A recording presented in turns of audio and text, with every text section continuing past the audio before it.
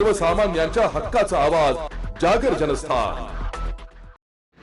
धुळे तालुक्यातील कापडणे येथील एका ड्रायफ्रूट व्यापाराची गाडी रामी गावाजवळील निर्जन ठिकाणी अडून 1,20,000 रुपयांची रोकड लुटल्याची धक्कादायक घटना नुकतीच घडली होती।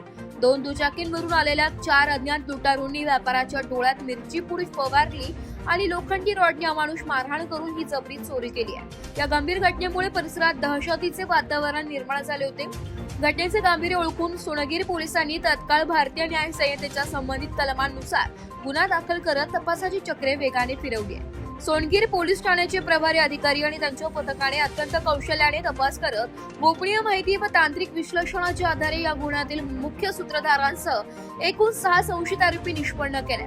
यापैकी दोघांची मुसक्या आवळण्यात पोलिसांना यश आले असून त्यांनी आपल्या इतर साथीदारांच्या मदतीने या गुन्ह्याची कबुली दिली। जिल्हा पोलीस अधीक्षक आणि वरिष्ठ अधिकाऱ्यांच्या मार्गदर्शनाखाली सोनगीर पोलिसांनी अत्यंत कमी वेळेत हा जबरी चोरीचा गुन्हा उघडकीस आणला असून या प्रकरणाचा पुढील सखोल तपास पोलीस करीत आहेत। जागर जनस्थानसाठी रूपक बिरारी, धुळे।